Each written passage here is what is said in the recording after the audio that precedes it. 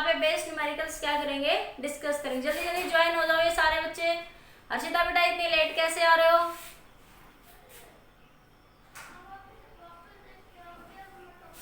चलो ठीक है बेटा, आज हम डिस्कस करें न्यूटन्स लॉ की न्यूमेरिकल। पिछले फर्स्ट वीडियो लेक्चर में हमने बात करी थी न्यूटन के फर्स्ट लॉ की। आज हम बात करेंगे न्यूटन के second law. Newton second law क्या कहता है आपका? न्यूटन सेकंड लॉ, ठीक है। सबको, आप सभी को ये बात पता है न्यूटन के second law F is equal to ma, ठीक है। फादर इज इक्वल टू माँ, ठीक है। लेकिन ये आया कैसे? न्यूटन का सेकंड लॉ कहता है the rate of change of momentum, rate of change of momentum is equals to the force applied, force applied। मतलब इसको मैथमेटिकली लिखे तो F is equal to dp by dt। F क्या हो जाएगा? dp बाई dt, ठीक है। Board सभी को क्लियर दिख रहा है ना? अभी किसी को नहीं दिख रहा हो तो मैसेज कर देना एक बार।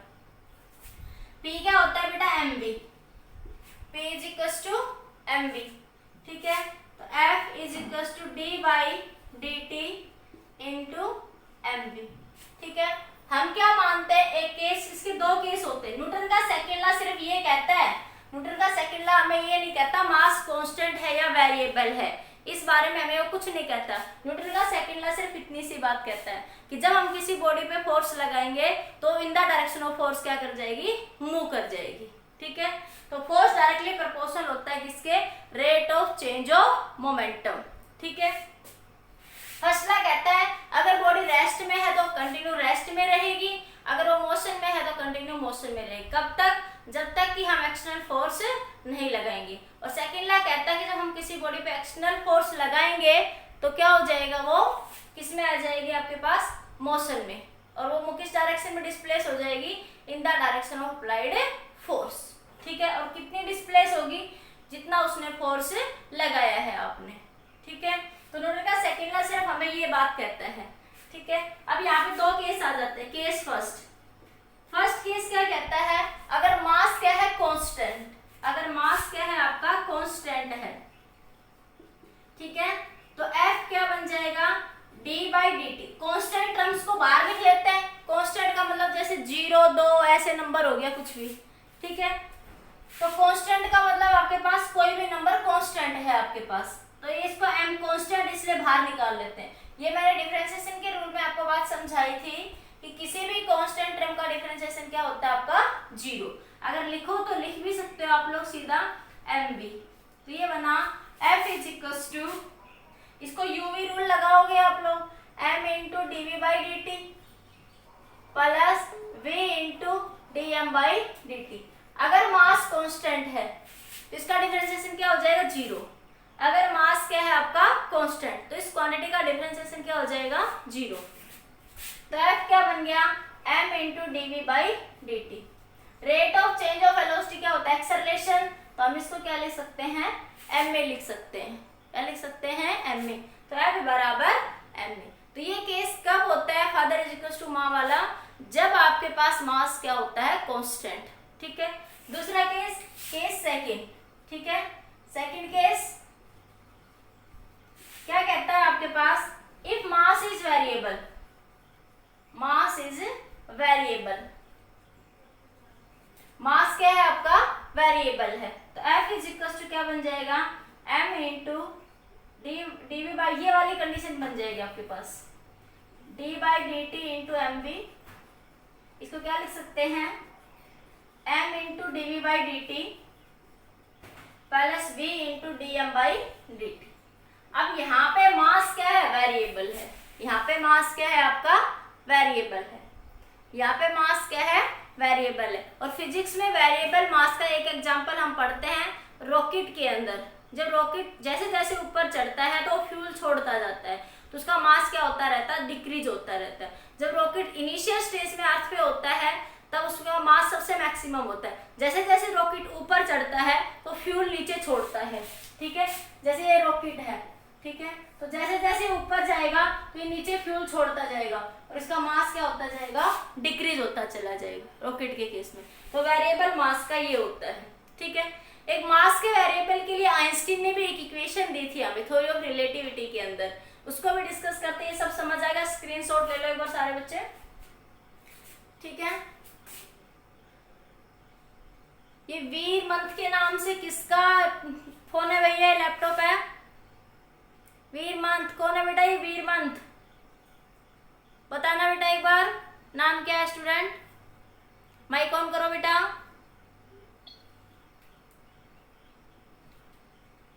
कौन, विपुल? नहीं विपुल तो नहीं है बेटा। वीर मंथ के नाम से फोन किसका है ये? अरे बताओ एक बार, माइक ऑन कर लो, मैसेज कर दो, या तो माइक ऑन कर लो या फिर मैसेज कर दो।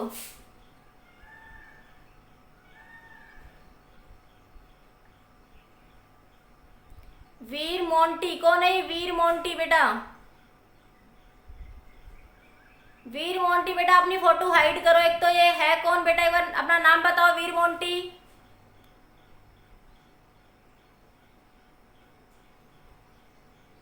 हर्षिता, ओके बेटा, ओके ठीक है। अब देखिए बेटा, F is equal to m into d v by, ये समझ आ गया। अगर मास कांस्टेंट होगा, फोटो हाइड कर लो बेटा अपनी एक बार, मोर के ऑप्शन में जाके हाइड माय वीडियो पे क्लिक करके अपने ऑप्शन में अपनी फोटो हाइड कर लो, ठीक है। तो एम डी क्या बन जाएगा, is equal to d by d t into m v. तो क्या बन जाएगा ये, अगर मास कांस्टेंट है तो F is equal to m v. अभी तक तुमने सिर्फ ये रिलेशन पढ़ा न्यूटन के सेकंड लॉ में, 9th क्लास में आता है थोड़ा इसके बारे में, तो उस सिचुएशन में ये रिलेशन पड़ा है। अगर मास वेरिएबल होगा तो हम इस कंडीशन की क्या करेंगे, बात करेंगे। नोट कर लिया। एक इस मास वेरिएबल से रिलेटेड आइंस्टीन ने भी हमें थोड़ा बताया था इसके बारे में, एक बार हटा दो इसको। आइंस्टीन ने थ्योरी ऑफ रिलेटिविटी दी थी 1905 में। 1905 में आइंस्टीन ने हमें एक थ्योरी दी थी, थ्योरी ऑफ रिलेटिविटी, ठीक है, कि बॉडी एक फ्रेम ऑफ रेफरेंस से दूसरे फ्रेम ऑफ रेफरेंस में चेंज हो जाती है। जैसे थ्योरी ऑफ रिलेटिविटी के अकॉर्डिंग हम यहां से देखें तो हमें ऊपर उड़ती हुई एरोप्लेन कैसी दिखाई देती है, वेरी स्मॉल दिखाई देती है। तो हम अर्थ के फ्रेम ऑफ रेफरेंस में है, वो उसका फ्रेम ऑफ रेफरेंस दूसरा है। तो एक फ्रेम से दूसरे फ्रेम में बॉडी के साइज और टाइम, उसको देखने का टाइम दोनों क्या हो जाते हैं, चेंज। जैसे हम 8वीं बिल्डिंग पे खड़े हो, नीचे एक कार जा रही है तो हमें कितनी दिखाई देगी, छोटी सी दिखाई देगी। ये सब किस पे बेस्ड था, थ्योरी ऑफ रिलेटिविटी। ये किसने बताया था थ्योरी ऑफ रिलेटिविटी के बारे में, आइंस्टीन ने बताया था। ये थ्योरी ऑफ रिलेटिविटी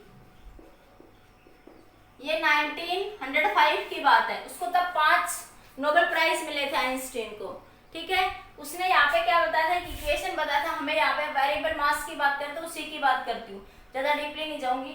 तो थ्योरी ऑफ रिलेटिविटी का एक फॉर्मूला दिया था उसने, m naught 1 minus v square by c square, ठीक है। ये रिलेशन क्या कहता है, अगर बॉडी की वेलोसिटी चेंज होती है, ठीक है, बॉडी की स्पीड चेंज होती है, तो बॉडी का मास क्या हो जाता है, चेंज। जैसे हम दौड़ेंगे तो हमारा मास क्या हो जाएगा, इंक्रीज। अगर हम दौड़ेंगे तो हमारा मास क्या हो जाएगा, इंक्रीज। ये m नॉट क्या है, रेस्ट मास है।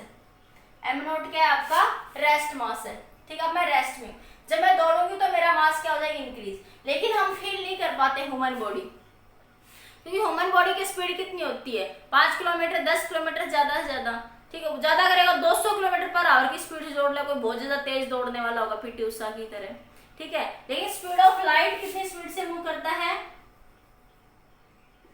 Speed of light c 3 into 10 raise to the power 8, किससे मूव करता है वो, 3 into 10 raise to the power 8 की स्पीड से क्या करता है, मूव करता है। और ये देखो कहाँ 10 रेज टू द पावर 8 और कहाँ आपकी 200-300 मीटर की स्पीड।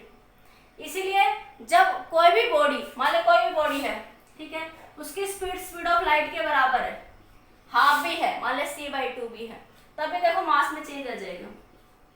m नॉट कितना बन जाएगा, m नॉट 1 माइनस v की वैल्यू बन गई c square by 4 into c square, c square से सी स्क्वायर कैंसिल, ठीक है। तो ये आया m नॉट 1 माइनस 1/4, ठीक है। तो ये यहाँ से क्या आ जाएगा बेटा आपका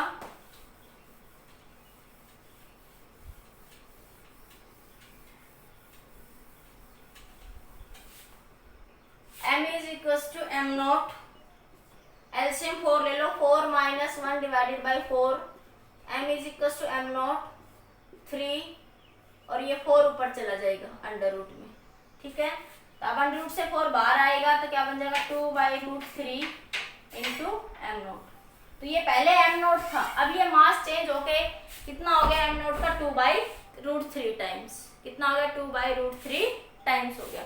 इतने टाइम से फैक्टर मास का क्या होगा आपका अफेक्टेड हो जाएगा, ठीक है। तो ये आइंस्टीन ने बताया था वेरिएबल मास के बारे में इस इक्वेशन के लिए, एक बार नोट कर लीजिए जल्दी से।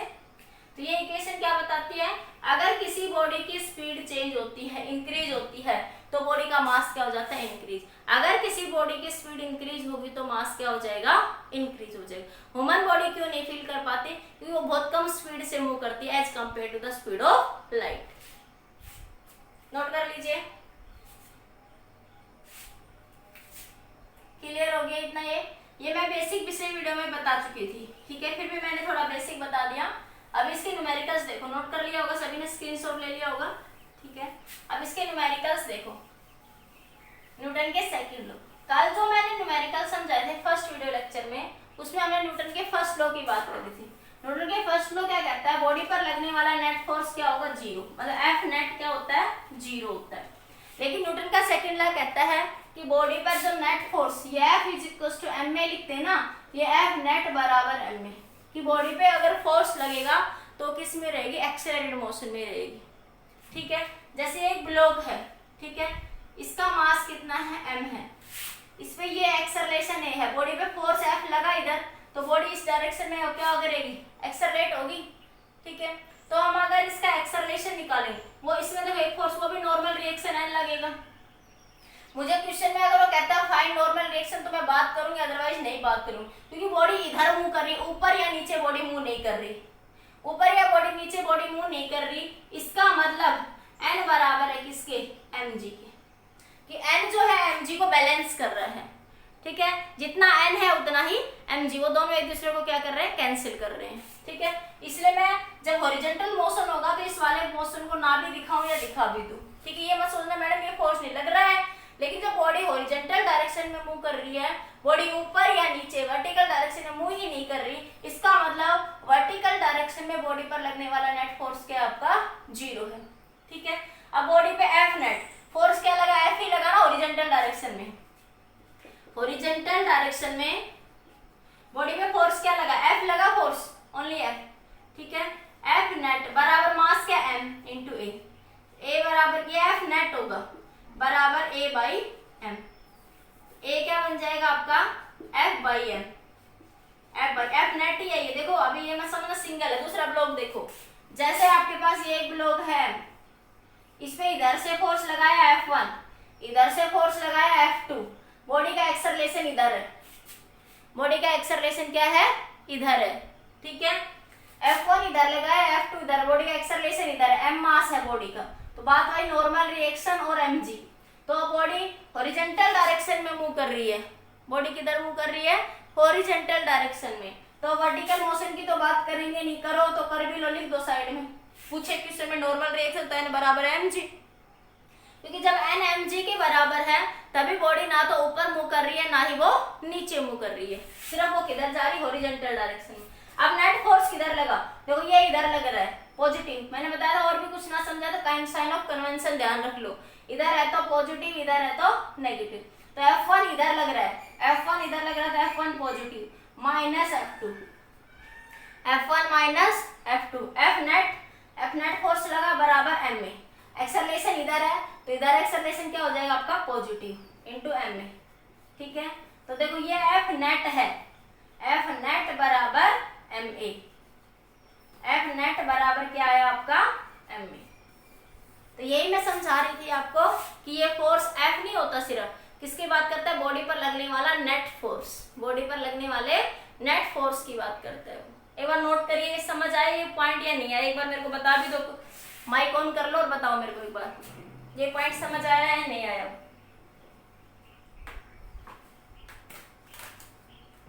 बताइए। ठीक है, जल्दी से स्क्रीनशॉट ले लो, फिर नेक्स्ट क्वेश्चन डिस्कस करते हैं।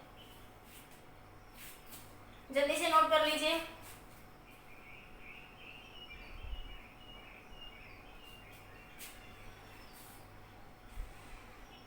क्लियर? आगे देखो।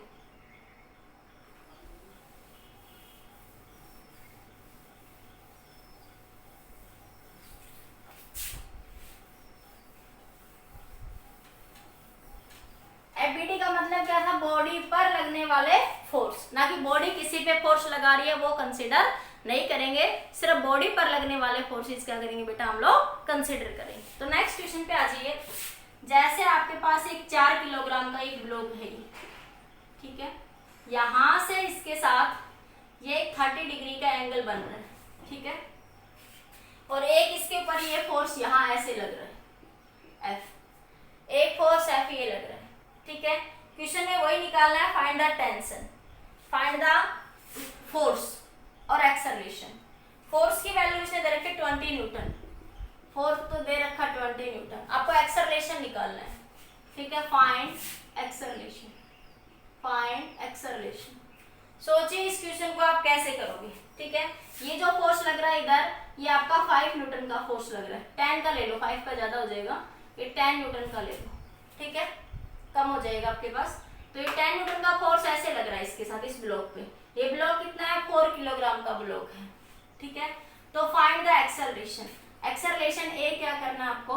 फाइंड आउट करना। कैसे फाइंड आउट करेंगे? सोचिए इस क्वेश्चन को 2 सेकंड के लिए, सबके पास टाइम है, बनाइए इसके एफबीडी आप कैसे बनाएंगे।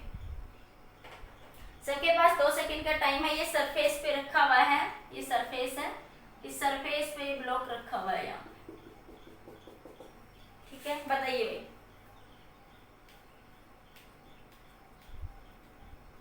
क्या करेंगे? सबसे पहले क्या बताया था, जब ऐसी सिचुएशन दिखे तो देखो सरफेस के साथ ये एंगल कितना बना रहा है? 30 डिग्री, ये दे रखा है क्वेश्चन में, मैं भूल गई थी बताना। सरफेस के साथ ये एंगल कितना बना रहा है? 30 डिग्री का एंगल बना रहा है। तो एफ के 2 कंपोनेंट हो जाएंगे, इधर हो जाएगा एफ कोस 30 डिग्री, एक कंपोनेंट एफ का इधर हो जाएगा एफ साइन 30 डिग्री, ठीक है। ये सब दिख रहा है सबको कि एक कंपोनेंट इधर हो जाएगा ये एफ कोस 30 डिग्री और एक कंपोनेंट इधर हो जाएगा एफ साइन 30 डिग्री। इसी तरह देखो 10 न्यूटन के भी 2 कंपोनेंट हो गए, एक कंपोनेंट इधर और एक कंपोनेंट इधर, एक बनेगा 10 कोस 30 डिग्री और एक बनेगा 10 साइन 30 डिग्री, ठीक है। ये इसके ऊपर इसकी बात करो तो ये नॉर्मल रिएक्शन और ये इधर क्या लग रहा है? mg। तो ये तो देखो बॉडी तो हॉरिजॉन्टल डायरेक्शन में मूव कर रही है, ठीक है, बॉडी तो हॉरिजॉन्टल डायरेक्शन में क्या कर रही है? मूव कर रही है आपके पास। भैया कौन आया अभी, किसने एंट्री करी है, क्या नाम है इसका बताओ मेरे को एक बार। अभी एंट्री किस बच्चे ने करी है? जस्ट बेटा कॉल करिए, बताइए मुझे एक बार अपना माइक ऑन करके। जस्ट अभी कौन सा बच्चा आया है? मैं रिमूव कर दूंगी अगर मुझे नहीं पता होगा तो। बेटा ऐसे कोई भी ये दिखा भी नहीं रहा, ये कौन है? ये विदाउट नेम से किसकी एंट्री है ये? मैं रिमूव कर रही हूँ, या तो मुझे बताइए बिना बात बच्चों को डिस्टर्बेंस करने के लिए बिना नाम के किसने एंट्री करी है यहाँ पे? ये बिना नेम से किसने एंट्री करी है?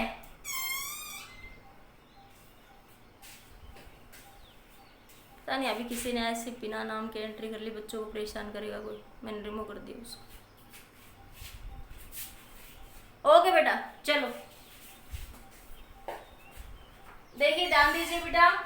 अब यहाँ पे देखो, अब ये देखो मैंने क्या बताया था, बॉडी आप किधर जाएगी? ऐसे फोर्स लगाओगे तो बॉडी इस डायरेक्शन में एक्सेलरेशन है बॉडी का, ना तो बॉडी ऊपर जाएगी ना फिर बॉडी आपके पास नीचे। किसी बॉक्स को ऐसे पकड़ के खींचते हो तो वो ऊपर थोड़ी ना उड़ता है, वो किधर जाता है? आगे आएगा, या फिर आप इधर फोर्स लगा रहे हो तो पीछे जाएगा, ठीक है। तो आपका एक्सेलरेशन क्या है? इधर होगा इसका, ठीक है। तो ये n बराबर तो 4g हो जाएगा। इसको तो दिखाना भी मत, जब हॉरिजॉन्टल की बात करें, बाकी दिखाना चाहो तो दिखा देना, जो पूछे क्वेश्चन में उसके अकॉर्डिंग।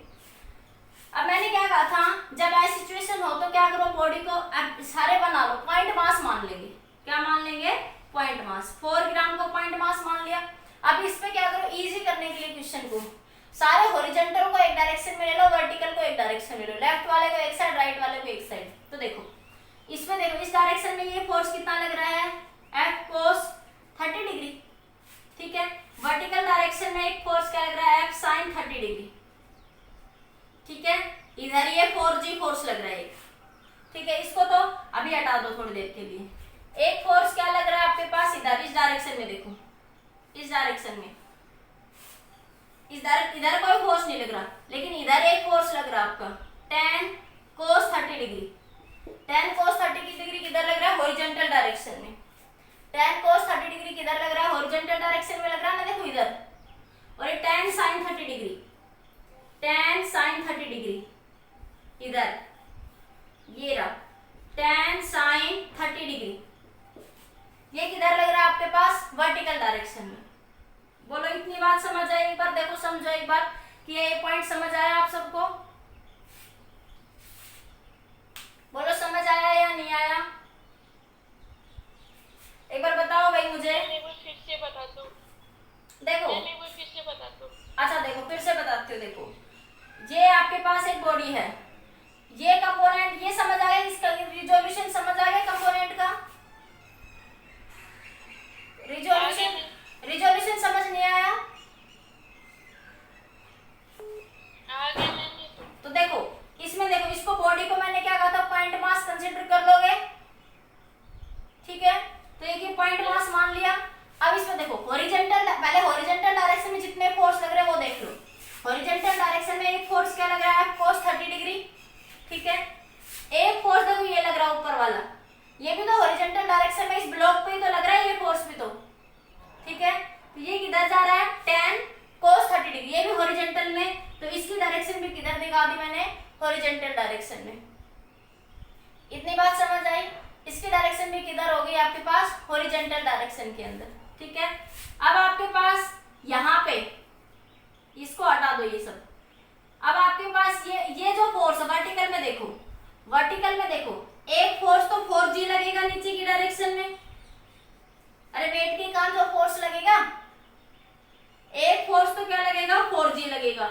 एक वर्टिकल डायरेक्शन में क्या लग रहा है आपका, tan sin 30 डिग्री, एक फोर्स क्या लग रहा है, tan sin 30 डिग्री। और एक देखो ये नॉर्मल लग रहा है फोर्स इधर वर्टिकल डायरेक्शन में, ये फोर्स क्या लग रहा है, नॉर्मल वर्टिकल डायरेक्शन में। नहीं आया समझ में, एक बार फिर से बताओ। देखो ये बॉडी को पॉइंट मास मान लिया, इधर दोबारा से बना रही, ये हॉरिजॉन्टल डायरेक्शन में एक फोर्स लग रहा है F cos 30 degree, F cos 30 degree. Horizontal में एक फोर्स ये लग रहा है tan cos 30 डिग्री, तो हॉरिजॉन्टल वालों को एक साइड लिखा दिया। अब वर्टिकल में देखो, वर्टिकल डायरेक्शन में देखो, अब इस डायरेक्शन में तो कोई फोर्स नहीं है अपोजिट में तो, लेकिन वर्टिकल में देखो एक तो नॉर्मल रिएक्शन है, ठीक है। एक वर्टिकल में आपके पास ऊपर की डायरेक्शन में क्या है, F sin थीटा, क्या है, F sin 30 डिग्री, ठीक है। F sin 30 degree horizontal direction में यहीं से, अरे वो एक साथ यहाँ से दिखा देती हूँ मैं, दो तीर के निशानी में अलग अलग दिखा रही, ठीक है। एक आपके पास ये 4G फोर्स लगा, वेट के कारण फोर्स क्या लगा, 4G। एक नीचे की डायरेक्शन में देखो, ये वर्टिकल में ये वाला फोर्स भी नीचे लग रहा है, ये कितना लग रहा है, tan sin 30 डिग्री। अब बताओ ये जो फोर्स एफबीडी जो बनाई है, समझ आई आपको या नहीं आई, अब बताओ समझ आई या नहीं आई। Yes ma'am. ठीक है, अब देखो अब कुछ नहीं बचा, अब बिल्कुल सिंपल क्वेश्चन बन गया, इतना ही समझने का था, अब कुछ नहीं करना आपको। अब सिर्फ ये करिए, हॉरिजॉन्टल वालों को एक साइड लिख लो, हॉरिजॉन्टल फोर्स की वैल्यू, और वर्टिकल की एक साइड लिख लो। पहले अगर मैं वर्टिकल की बात करूं तो वर्टिकल में देखो ऊपर की डायरेक्शन में फोर्स एक n है, एक है F sin 30 डिग्री, ठीक है। ये sin 20 है तो मैं 20 लिख दूं, F की वैल्यू कितनी है 20, तो मैं यहाँ 20 लिख देती हूँ सीधी। इसकी वैल्यू कितनी है 20, तो इसको मैं 20 लिख दूं, ठीक है।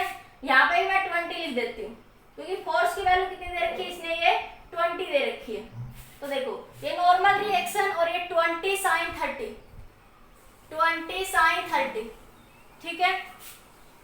ये इसके अपोजिट में कौन सा फोर्स लग रहा है जो इसको बैलेंस करेगा, 4G plus tan sin 30 degree. देखो ये दोनों ऊपर है, ये और ये क्या अब देखो वर्टिकल में देखो हॉरिजॉन्टल में नेट एक्सेलरेशन इधर है बॉडी का, फोर्स इधर लग रहा है, तो क्या है एफ नेट बराबर एम में। तो एफ नेट क्या लग रहा है 10 cos 30 degree, 10 cos 30 degree plus 20 cos 30 degree बराबर एम में। एम क्या है 4 इंटू ए, एम बराबर है 4 इंटू ए। तो देखो ये दो इक्वेशन आपके पास और दो ही वेरिएबल है, दो इक्वेशन बन गई, एक इक्वेशन ये बन गई और एक इक्वेशन ये बन गई। यहाँ से इसको सोल्व करके एक्सेलरेशन निकल जाएगा। देखो कैसे 10 cos 30 की वैल्यू कितनी होती है √3/2, √3/2 प्लस 20 √3/2 बराबर 4a। ठीक है, अभी 2 से ये 5 पे कैंसिल, 2 से ये 10 पे, तो 5√3 प्लस 10√3, ठीक है, इज इक्वल टू 4a। तो ये √3 को कॉमन ले लो, तो क्या बना 5 प्लस 10 इंटू 4a, तो ये बना 15√3 इंटू 4a। a कितना आ गया 15√3 डिवाइडेड बाई 4। तो ये क्या आ जाएगा आपका एक्सेलरेशन, ये क्या आ जाएगा आपका एक्सेलरेशन आ जाएगा। इसके लिए यही निकालना था, नॉर्मल रिएक्शन निकालना है, तो यहाँ पे g की वैल्यू पुट कर दो, ये सारी वैल्यू पता है तो n निकल जाएगा। अगर क्वेश्चन में नॉर्मल रिएक्शन निकालना है तो नॉर्मल रिएक्शन भी निकाल दो, अभी निकाल देती हूँ। चलो इतना नोट करो जल्दी से, जल्दी से इतना नोट कर लीजिए। हो गया नोट इतना?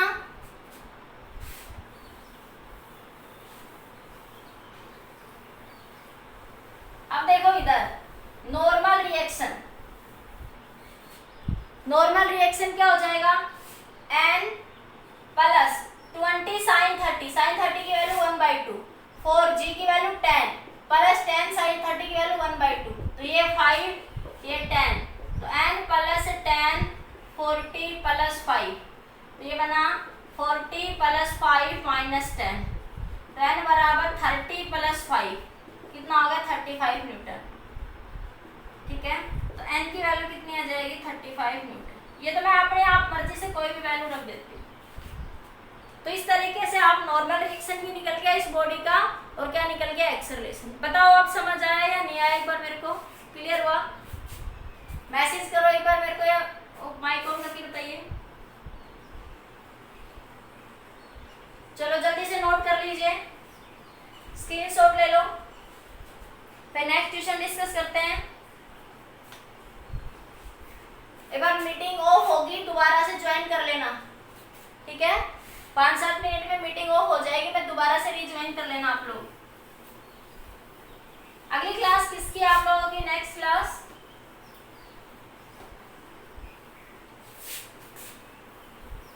9 से 10।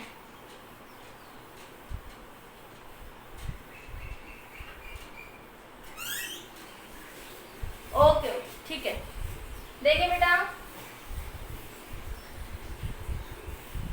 न्यूटन के सेकंड नेक्स्ट न्यूमेरिकल देखिए। ये एक ब्लॉक है, ये एक दूसरा ब्लॉक है, यहाँ पे ये दो ब्लॉक है आपके पास।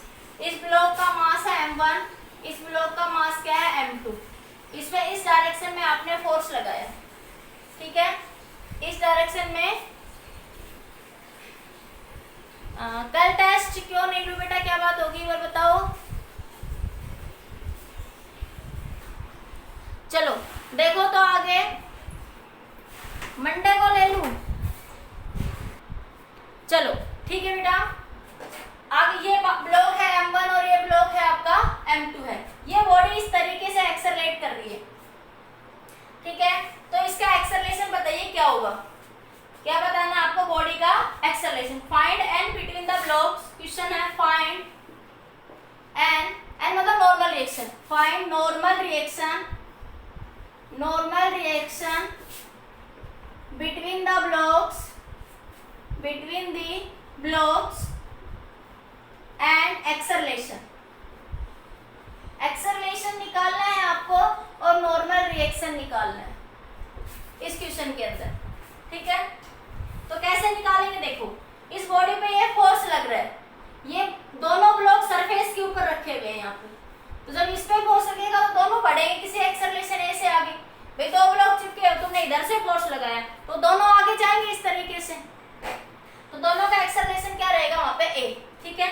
अब देखो इस पे ये इस पे फोर्स लगाएगा नॉर्मल रिएक्शन, ठीक है, दोनों की कांटेक्ट सरफेस है, ये इस पे फोर्स लगाएगा नॉर्मल रिएक्शन अपोजिट डायरेक्शन में, ठीक है।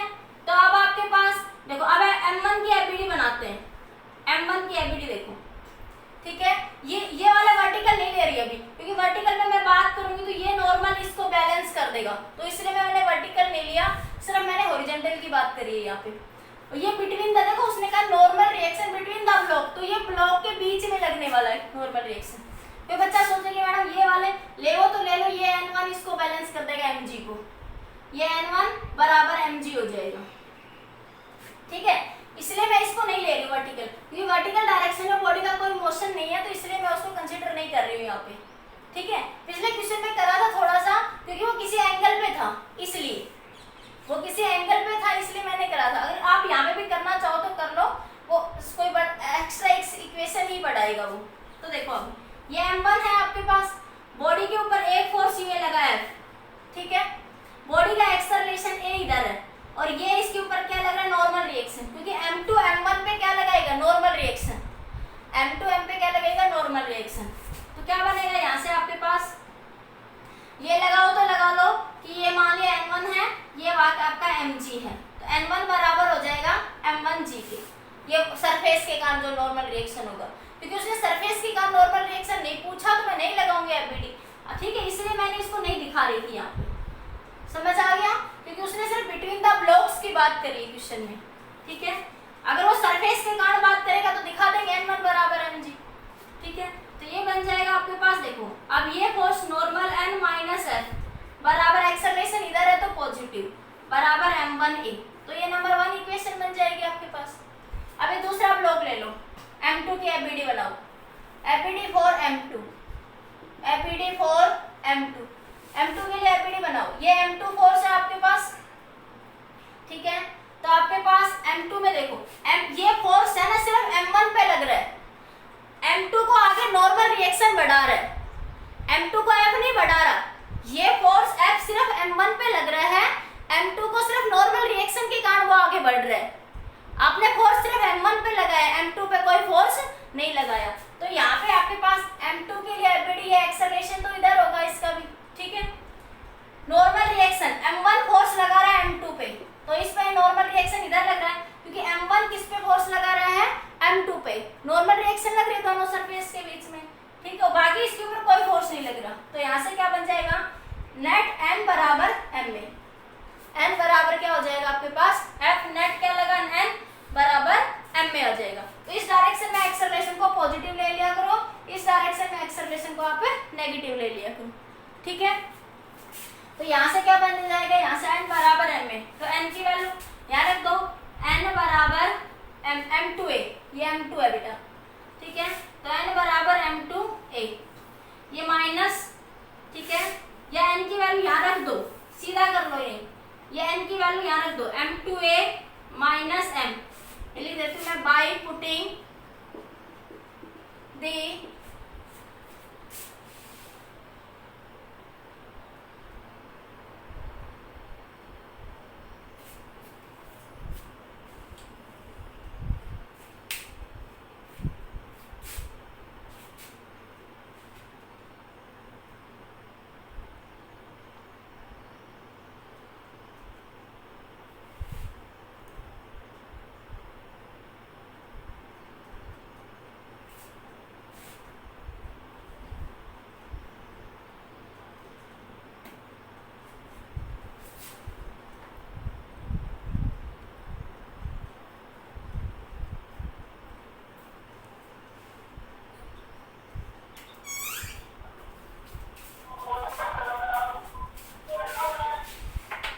ये माइक ऑफ करो, किसने ऑन करा हुआ है माइक,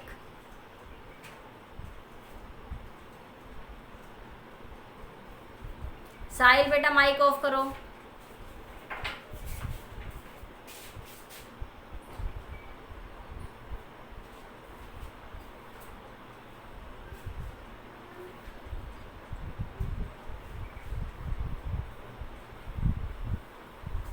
ये हर्षिता बेटा माइक ऑफ करो, ये वीर मोंटी,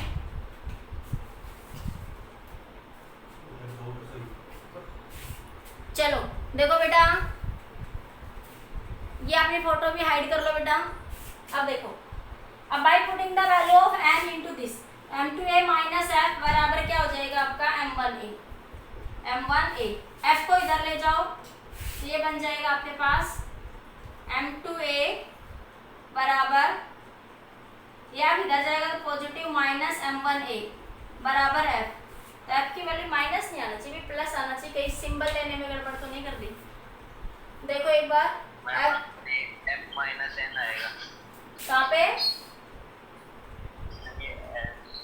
फर्स्ट वाली इक्वेशन n माइनस एफ है,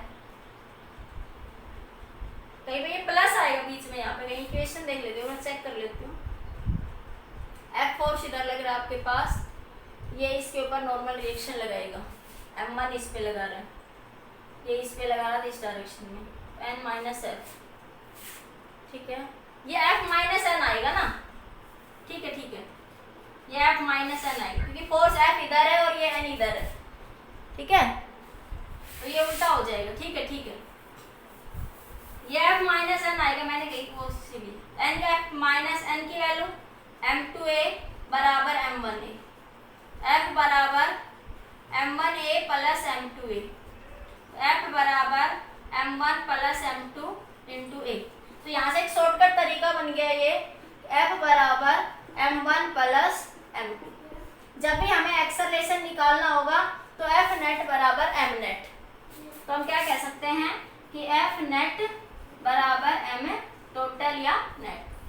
तो ये एक शॉर्टकट फॉर्मूला बन गया यहाँ से कि एक्सेलरेशन निकालना हो या तो देखो नॉर्मल रिएक्शन निकालना होगा तो एफबीडी बनानी ही पड़ेगी, उसका कोई ऑप्शन नहीं है हमारे पास, ठीक है। लेकिन हमें अगर एक्सेलरेशन निकालना है तो वहां पे हम इस शॉर्टकट तरीकों लगा सकते हैं, लेकिन ये भी एक केस बताऊंगी लिमिटेशन कि कहाँ नहीं लगाओगे इसको। ये क्या बन जाएगा इसका, ये शॉर्टकट बन जाएगा, लेकिन अगर नॉर्मल रिएक्शन निकालोगे तो उसके लिए एफबीडी लगानी पड़ेगी आपको, ठीक है। तो नॉर्मल रिएक्शन के लिए f माइनस एन, ये a आ चुका आपके पास, f पता होगा तो क्या निकल जाएगा आपका नॉर्मल रिएक्शन भी निकल जाएगी। ये तो बेसिक जनरल फंडा लिया, कुछ वैल्यू देगा तो वो वैल्यूज पुट कर देंगे, उसको वहां से क्या कर लेंगे, सोल्व कर लेंगे। इतना समझ आया? बताओ एक बार मेरे को, इसमें कोई डाउट है तो बताओ, किसी को स्क्रीनशॉट ले लो। समझ आया या नहीं आया बताओ एक बार। फिर एक नहीं आया समझ में, कोई डाउट है तो बताइए बेटा। माइक ऑन कर लो, माइक ऑन कर लो एक बार।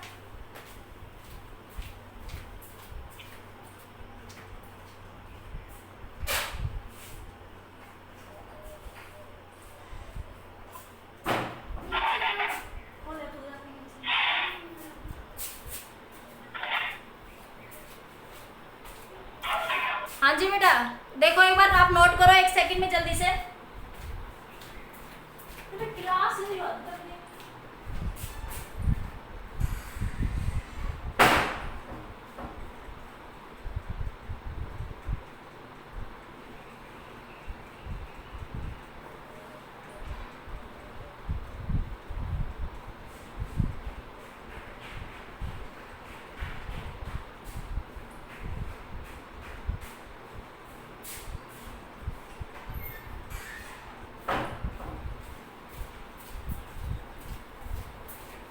हो गया। देखो नेक्स्ट क्वेश्चन देखिए एक बार।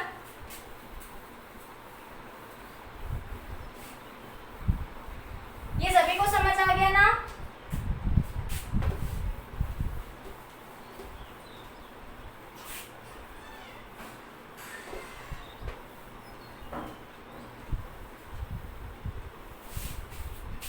एक क्वेश्चन और देख लो, फिर समझ आ जाएगा और अच्छे से।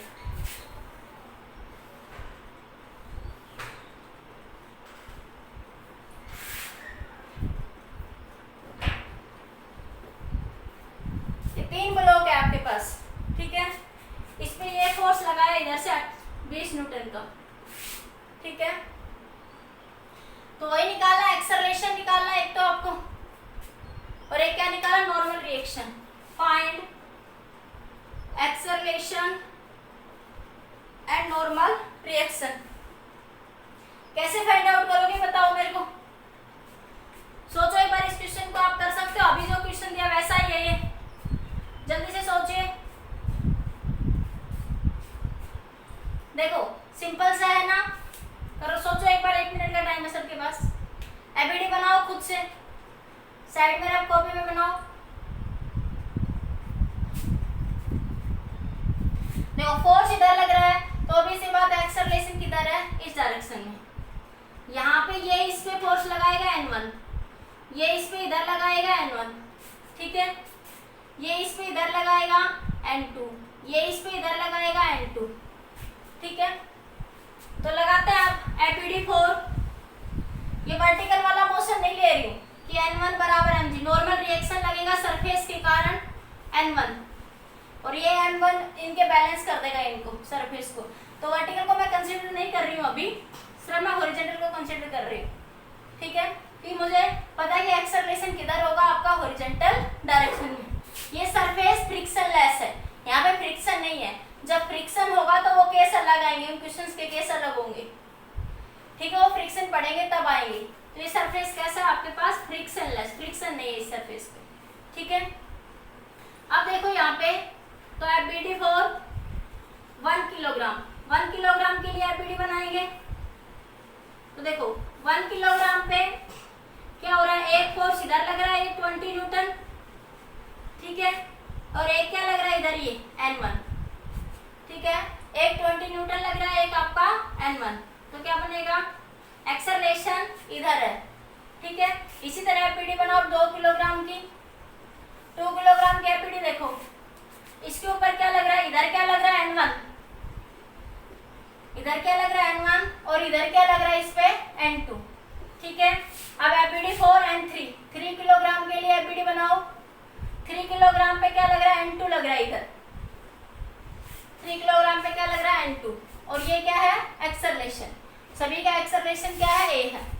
सिंपल, कुछ नहीं, क्वेश्चन देखने में लग रहा है इतना बड़ा और कुछ भी नहीं है। अब यहाँ से देखो 20 इधर जा रहा है, N1 इधर आ रहा है आपके पास, तो क्या लगेगा, N1 माइनस 20, ठीक है, सॉरी 20 इधर है तो पॉजिटिव, 20 माइनस N1। ये समझ आ रहा है ना, मैं पॉजिटिव नेगेटिव कैसे ले रही हूँ, किसी को और भी ना समझ आए तो इधर पॉजिटिव, इधर नेगेटिव, ऊपर पॉजिटिव, नीचे नेगेटिव, ठीक है।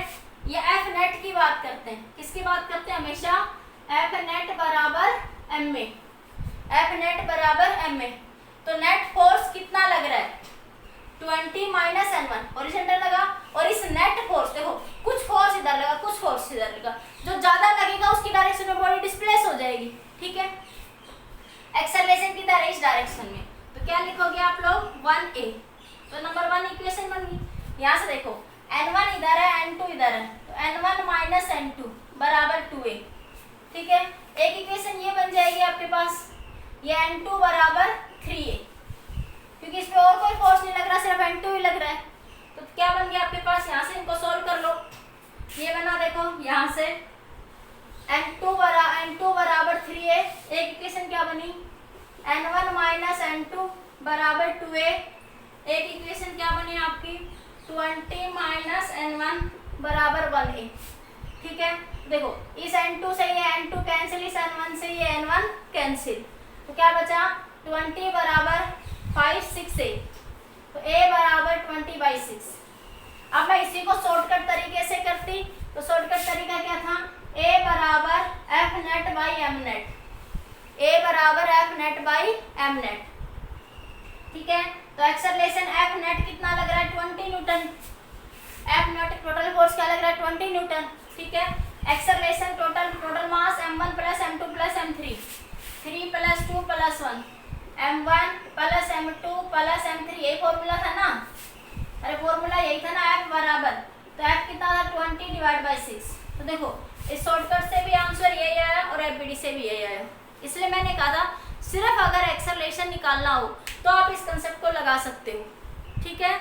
लेकिन अगर आपको क्या निकालना है, नॉर्मल रिएक्शन निकालना है, तो उसके लिए आपको एफबीडी बनानी पड़ेगी। अब वो पूछ रहा है normal reaction between the blocks, हमारे क्वेश्चन में कहते हैं नॉर्मल रिएक्शन निकालना है, normal reaction between 2 kilogram and 3 kilogram, normal reaction between 2 kilogram और 3 किलोग्राम के बीच में क्या निकालिए, नॉर्मल रिएक्शन। ठीक है, तो देखिए ये 2 किलोग्राम और 3 किलोग्राम के बीच में लगने वाला नॉर्मल रिएक्शन क्या है आपका, N2। ठीक है, तो यहाँ से नॉर्मल रिएक्शन निकाल लो, यहाँ से एक्सेलरेशन की वैल्यू पुट कर दो। इसके बीच में ये कौन सा नॉर्मल रिएक्शन लग रहा है, N2। N2 वैल्यू कितनी, 3 है, तो N2 बराबर 3a। 3a की वैल्यू रख दो, 3 × 20/6, तो N2 कितना आ जाएगा आपके पास, ये 10। N2 कितना आ जाएगा, 10 न्यूटन।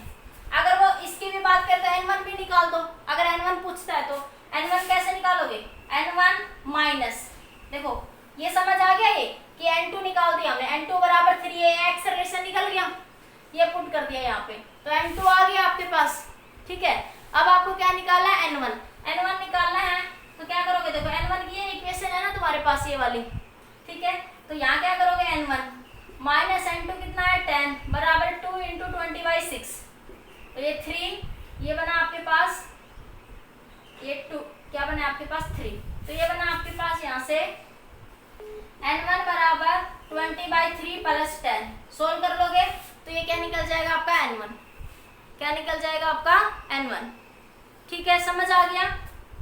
तो आप इस तरीके से क्या कर सकते हो, N1 भी निकल गया यहाँ पे, यहाँ ये आपका N1 निकल गया, ये आपका N2 निकल गया, ये आपका A एक्सेलरेशन निकल गया। तो यही पूछा था क्वेश्चन में, बिटवीन द ब्लॉक्स में जो नॉर्मल रिएक्शन लग रहा है और एक्सेलरेशन।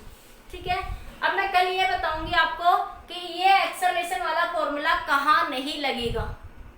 ये हार्ड एंड फास्ट रूल है, हर जगह ही लगा देंगे। एक कंसेप्ट ऐसा आएगा जहाँ पे ये नहीं लगेगा, वो मैं कल डिस्कस करूंगी। आज के लिए बेटा इतना टाइम भी हो गया आपके नेक्स्ट क्लास का। ठीक है बेटा, मीटिंग एंड करें। समझ आया ये वाला पॉइंट या नहीं समझ आया बताइए मुझे एक बार।